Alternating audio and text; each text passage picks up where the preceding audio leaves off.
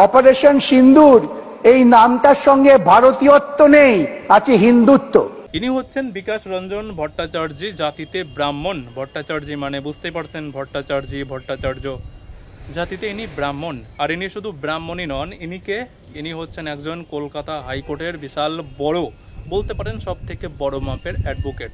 তো ইনি কি বলছেন যে এই যে অপারেশন সিন্দুর না, এটার এই নামের মধ্যে না ভারতীয়ত্ব নেই, এই নামের মধ্যে রয়েছে হিন্দুত্ব রয়েছে। যে পেহেলগামে যে খুন করা হয়েছিল, হিন্দুদেরকেই তো দেখে দেখে খুন করা হয়েছিল।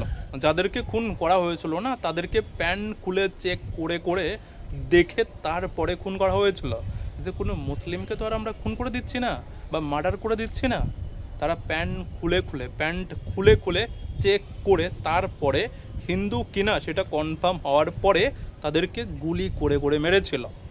এটা ধর্ম দেখে দেখে মারা হয়েছিল। কি দেখে? ধর্ম দেখে দেখে। তো যাদেরকে ধর্ম দেখে দেখে খুন করা হয়েছিল, তাদের বদলা নেওয়ার জন্য যদি কোনো অপারেশনের নাম হিন্দুত্ব টাইপেরই হয়, তাদের সমস্যাটা কোথায়? আর অপারেশন সিন্দুর, এই যে সিন্দুর কথাটা আমরা ইউজ করি, এটা ভারতীয় মনে হয় না এনাদের। একবার ভাবুন, অপারেশন সিন্দুর যে নামটা না, এটা এনাদের কাছে ভারতীয়ই মনে হচ্ছে না, ভারতীয়ত্ব বোধই এনাদের মধ্যে ফিল হচ্ছে না। একবার ভাবুন, এটার মধ্যে ওনারা হিন্দুত্ব খুঁজে পাচ্ছে। একবার ভাবুন, এই সিপিএম দেশ বিরোধী শুধু নয়, হিন্দু বিরোধীও একদম জন্মলগ্ন থেকেই ছিল। আর যে সমস্ত হিন্দুরা এনাদেরকে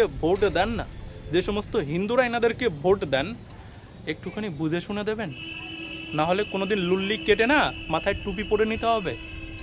আর এই বিকাশ রঞ্জন ভট্টাচার্যের ব্যাপারে আপনারা আরও একটা ব্যাপার জানেন কি? অনেকেই জানেন না, আমি আপনাদেরকে জানিয়ে দিচ্ছি। যারা বিশেষ করে ইয়াং জেনারেশন একটুখানি রয়েছেন না, তারা জানেন না। আর সেটা কি জানেন? এই বিকাশ রঞ্জন ভট্টাচার্য, আমি আপনাদেরকে আগেই বললাম না যে ইনি একজন জাতিতে ব্রাহ্মণ। তিনি কি করেছিলেন জানেন? তিনি কলকাতার ধর্মতলাতে দাঁড়িয়ে গরু খেয়ে দেখিয়েছিলেন। গরু, নিজের সেকুলারত্ব প্রমাণ করার জন্য।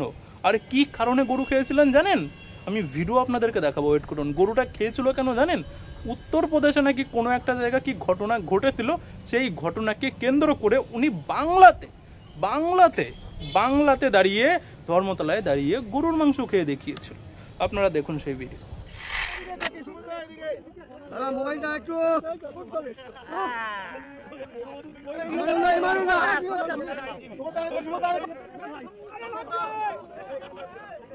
এবার আপনারা দেখুন আর বুঝুন আর ভাবুন যে সিপিএম কারা, সিপিএম আসলে কি জিনিস।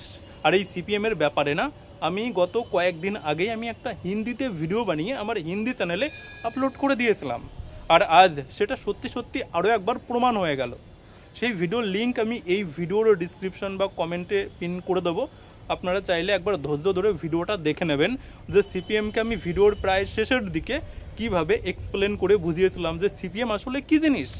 আর যদি সেটার প্রমাণ যদি না পান, আমার নাম পাল্টে দেবেন।